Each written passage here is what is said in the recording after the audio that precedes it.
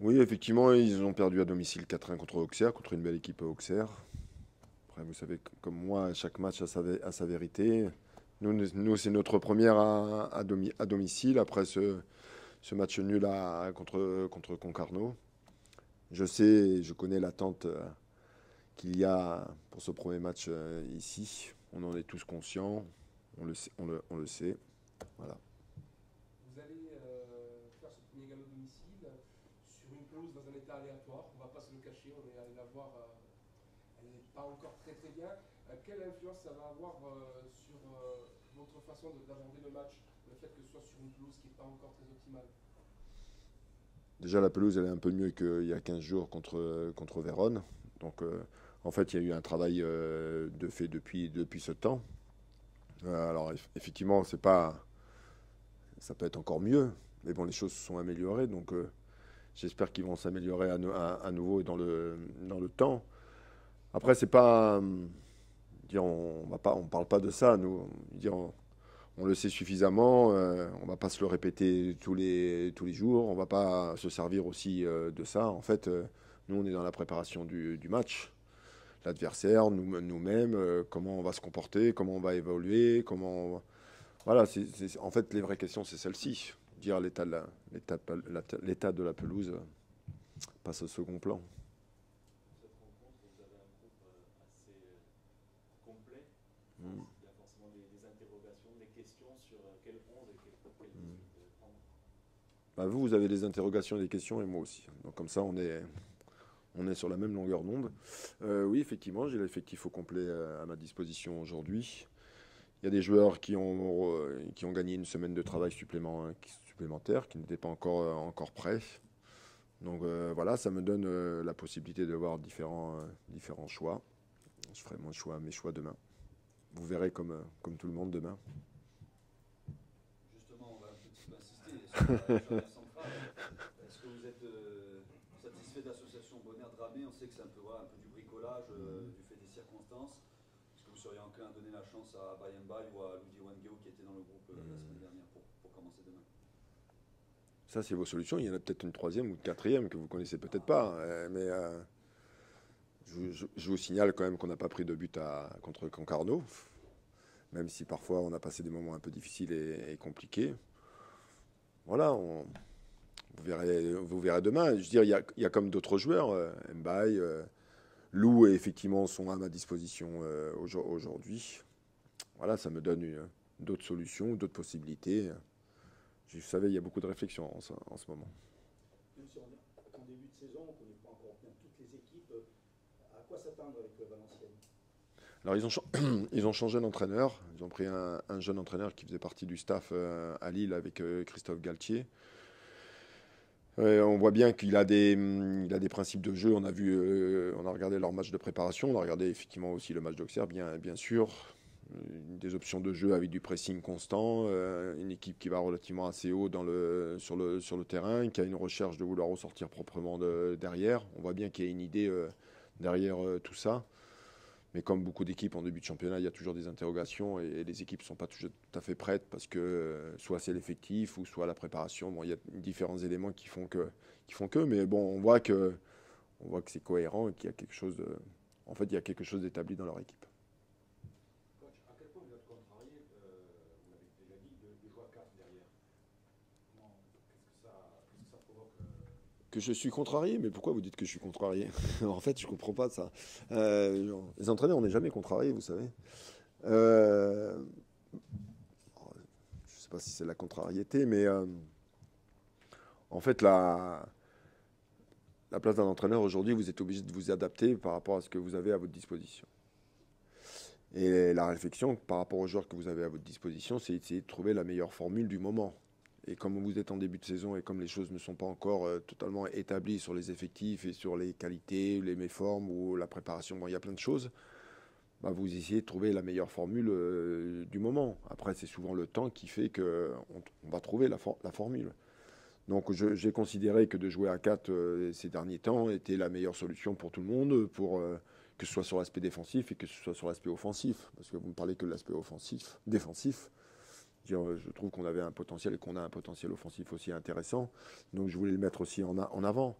Alors ça n'a pas fonctionné. On a eu beaucoup de déchets. Il y a eu des choses qui n'ont pas fonctionné, qui n'ont pas marché. Malgré ça, on s'est quand même procuré 2-3 situations. On aurait pu aussi marquer si on avait été un petit peu plus efficace ou malchanceux, ou, bon, tout ce que vous voulez. Voilà, donc ma réflexion, elle essaie de trouver un certain équilibre entre les deux. On a été mis à mal aussi défensivement, je le sais très bien. Je peux vous assurer qu'on a fait du retour vidéo. On a passé de longs moments devant tout ça. Voilà, la réflexion elle existe, mais on n'a pas pris de but non plus. Donc voilà. Sur le secteur offensif, on a vu que par exemple, Capi Djoko, il a été un peu sevré les ballons du côté de Concarneau. Vous avez beaucoup de solutions dans le domaine offensif parce que vous avez un effectif qui est quand même assez étendu au niveau offensif. Il va peut-être y avoir des changements demain soir. On pense peut-être à un Gia Maggio qui, on le sait, était sur le banc et qui a fait quelques minutes du côté de Concarneau. Ça peut être une solution, par exemple. En fait, je ne sais pas si vous êtes mis d'accord. Donc, il y a le secteur défensif et maintenant, il y a le secteur offensif. Ah, ça va devenir... et après, on va parler de quoi après? C'est bien joué. C'est une bonne mise en place quelque part. Oui, effectivement, on a du potentiel dans le domaine offensif. Pas suffisamment performant, beaucoup de déchets techniques à Concarneau, pas de relation entre les joueurs, du mal à se trouver. Tout ce qui avait été préparé dans la semaine, on n'a pas su le mettre en place. Ça aussi, on l'a revu à la vidéo. Voilà, moi je constate. Après, il y a des joueurs qui étaient sur le banc, il y a des joueurs qui n'étaient pas présents dans le groupe. Je dirais, après, en fait, ça fait partie de la vie d'un groupe. Je dirais, si je dois utiliser d'autres joueurs, vous avez cité Julien Maggiodi, il y en a d'autres qui ont débuté sur le banc. Voilà. Vous verrez demain à 19h à nouveau. Les tribunes sous des ordres. Ah, maintenant c'est les tribunes.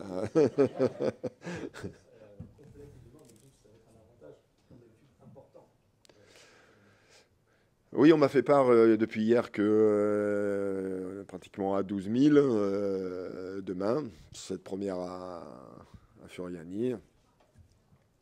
On sait que c'est un avantage parfois quand tout va bien et quand ça se passe pas très bien, ça peut être difficile. Mais bon, je ne veux pas changer mon discours là-dessus. On doit se servir de ça pour être une force. Dire, on a un soutien populaire important. Les gens répondent présents en venant nous voir demain. La moindre des choses, c'est de leur rendre l'appareil. En fait, il n'y a pas grand-chose à leur reprocher là-dessus.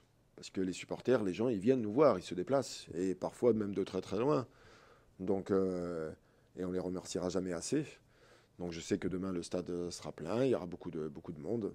On doit se servir de ça. Et puis s'il y a des moments un petit peu compliqués, il faut savoir traverser aussi ces moments. Et puis, mais ça fait partie de la vie du club, ça fait partie de son charme aussi. Donc, et qu'ils viennent toujours aussi nombreux. Hein. Moi en fait je suis preneur là-dessus. Hein. Coach, vous avez plusieurs joueurs de 20 ans, voire de moins de 20 ans. Quand est-ce que, quand on est entraîneur, on sent que le joueur est prêt? Comment vous arrivez à vous dire, par exemple, l'année dernière pour Ndiaye, comment vous avez su qu'il était prêt pour son poste? En fait, quand vous faites des discussions avec eux individuelles, vous leur posez tout un tas de questions, vous essayez de les amener à quelque chose. De les amener à quelque chose, en fait, quel est leur objectif à eux personnel. Et à travers leurs réponses, vous comprenez pourquoi ils signent de ce club ou dans un autre club et quels sont leurs objectifs.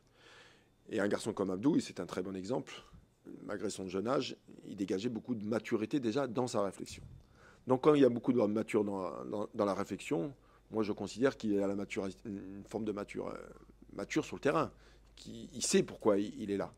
Après, vous les amenez sur d'autres chemins, si vous rencontrez des difficultés, quand tout va bien, l'entourage. Donc vous amenez, il y a plein de choses à voir avec eux. Et vous vous en rendez vite compte sur des séances d'entraînement. Par exemple, si vous faites des jeux, vous les mettez dans une équipe, par exemple, qui peut être en difficulté. Parce que vous faites exprès de mettre une équipe en difficulté parce que vous voulez qu'ils soient dans la difficulté. Alors ça concerne 2, 3, 4, 5 joueurs, mais vous faites exprès. Moi, je le fais exprès. Et c'est là, à partir du moment, à travers plein de petits exercices, on voit qu'est-ce qui se dégage et s'il y a déjà beaucoup de maturité dans son jeu et dans la réflexion.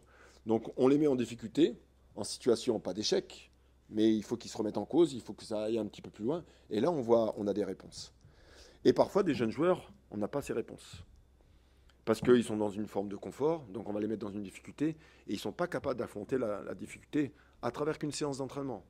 Donc vous vous imaginez qu'à travers une séance d'entraînement, parce que son équipe prenne 1, 2, 3 buts, et puis on voit qu'ils baissent la tête, donc vous transportez ça dans la compétition et vous dites qu'ils ne vont pas savoir répondre. Donc c'est un long chemin, après on en discute, on les fait travailler d'une façon différente, mais voilà un peu comment ça se passe. Moi c'est la façon dont, en fait, la façon dont je travaille, comment on voit les choses. Est-ce que vous fixez des échéances? On verra début octobre, on verra début décembre. Non, souvent on est dans les objectifs de travail de la semaine.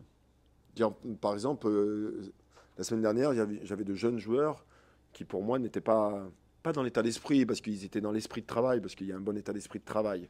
Mais en fait, ils n'étaient pas dans l'esprit, ils étaient dans un esprit de travail individuel, mais non pas sur un esprit de travail collectif. Et cette semaine, il y en a deux, je pense au moins à 2 joueurs, ils ont été beaucoup mieux dans l'état d'esprit du travail et à travers le collectif. Ils se sont fait un petit peu plus violence. Donc est-ce que ça a été compris parce que je ne les ai pas pris dans le groupe, la déception de ne pas être pris dans le groupe, et ils ont compris qu'il fallait peut-être qu'ils se bougent un petit peu plus le cul à l'entraînement, et ça a été le cas. Mais en fait, après, l'objectif, c'est pas du court terme, c'est pas d'une semaine, il faut que ça se répète les semaines. Et après, on fera un bilan, en règle générale, moi je fais un bilan au bout de 3 mois, pour savoir avec eux s'il y a eu un axe de progression, s'ils ont progressé, bon, après c'est différentes discussions avec eux. Putain, vous êtes en forme ce matin. Expérience. Est-ce qu'il y a un choix sur le capitanat qui a été effectué, un ordre de capitanat? Il y a un groupe de joueurs qui ont des responsabilités, qui sont composés de 4 joueurs, 5 joueurs, qui sont les cadres de l'équipe, sur diverses discussions. Par exemple, je les ai vus dès lundi. Je les ai convoqués pour avoir une petite discussion. Donc oui, il y a un cadre, il y a un numéro 1, il y a un numéro 2, il y a un numéro 3. Rien n'est encore défini totalement aujourd'hui, mais il y a une idée qui se dégage. Johnny, bonjour. Bonjour. Après ce match de Concarneau, cette semaine, l'accent a été mis sur quoi lors de vos sessions d'entraînement? Bah, on a beaucoup été axé sur la technique, savoir bien maîtriser le jeu. Les ressorties de balles aussi, on a un peu travaillé ça. Je pense qu'à Concarneau, il nous a manqué un peu de jeu, tout simplement. On a un peu trop balancé. Je pense que voilà, c'était le premier match. Peut-être un peu de pression, j'en sais rien, mais c'est vrai qu'on a manqué de maîtrise. Puis voilà, cette semaine, ça a été plus axé sur ça, sur la maîtrise du jeu. La maîtrise du jeu, pour bien reprendre à domicile, on sait que vous êtes attendu par les supporters, vous êtes attendu aussi par votre adversaire Valenciennes qui a eu un très mauvais début de championnat. Comment vous l'abordez ce premier match de la saison à domicile? Bah, on sait que les supporters vont nous attendre. C'est le premier match à domicile, donc très important pour nous. Voilà, on a à cœur de montrer que cette saison, on a un statut à défendre, surtout à domicile. Notre objectif, c'est de montrer à tout le monde que ici, voilà, ça va être difficile de nous bouger. Et dès demain, on a à cœur de montrer que on est une équipe très dure à battre, et surtout à domicile avec nos supporters, tout simplement. Lors de la première rencontre, il y a eu quelques failles dans le secteur défensif. Vous avez par ailleurs sauvé la mise sur penalty. Est-ce qu'il y a des séquences qui ont été retravaillées à l'entraînement? Oui, ça on le sait. Après, voilà, comme je vous l'ai dit, c'est le premier match, c'est pas une excuse non plus. Mais c'est vrai que le secteur défensif a changé par rapport à la dernière. Il y a eu des nouveaux joueurs qui ont commencé ensemble durant le premier match. Je pense que voilà, le temps des automatismes avec les uns et les autres, mais c'est voilà, on l'a travaillé dès cette semaine, et ça va se mettre en place petit à petit. Mais je me fais pas de soucis là-dessus. On a des joueurs assez intelligents et talentueux pour redresser la barre, mais effectivement, on a travaillé cette semaine sur le secteur défensif. Les tribunes sud et nord seront complètes. On imagine que le soutien du public, comme d'habitude, sera très important. Ouais, bah déjà, on est content que ça soit plein. On sait ce que nos supporters attendent. À nous de tout mettre sur le terrain pour qu'ils soient fiers, tout simplement. Et puis à nous aussi de bonifier ce match nul à l'extérieur, parce que ça reste quand même un point, même si tout n'a pas été bien fait. Mais voilà, si on arrive à prendre ces 3 points dès demain, je pense que voilà, ça peut nous permettre d'enchaîner sur une semaine. Et voilà, on sait que quand on gagne, la semaine se passe un peu mieux. Donc dès demain, faudra mettre le bleu chauffe et essayer pas essayer, mais de gagner tout simplement. Julie, avant le match à Concarneau, vous êtes entraîné sur la pelouse de Fourvière. En quoi ça vous dérange, en quoi ça vous gêne en ce moment de ne pas pouvoir vous entraîner sur un vrai grand terrain? Bah, je pense que les repères, tout simplement, je pense que c'est le plus important. On a des joueurs qui n'ont jamais joué ici. On a des joueurs qui sont peu joués aussi ici. Donc je pense que pour les repères, pour les distances, c'est vrai que c'est très important. Voilà, comme vous le savez tous, en ce moment on s'entraîne sur un terrain qui est pas, enfin au niveau distance, sur les mêmes mesures que le stade de match. Mais voilà, on s'adapte. On sait le faire aussi, et puis voilà, on reste des joueurs de foot, donc à nous de faire abstraction de tout ça et de faire le meilleur match possible. Pour la première rencontre à domicile, pour certaines nouvelles recrues, pour certaines nouvelles têtes, elle est importante pour fédérer le public, pour lancer la saison. Avec votre expérience acquise depuis le début du Sporting, comment vous enrôlez un peu cette jeunesse? Bah, comme je l'ai fait un peu l'année dernière aussi, j'essaye d'avoir un rôle un peu de grand frère. C'est vrai que cette année, on est un peu encore plus jeune que l'année dernière, mais voilà, je pense que tout le monde sait ce qu'il a à faire. Le coach fait bien son rôle aussi, donc voilà, avant le match, j'aurais peut-être des petits mots à chacun, mais je pense que voilà, demain, tout le monde est conscient que le match de demain va être important pour nous et pour emmener tous les supporters avec nous durant cette saison.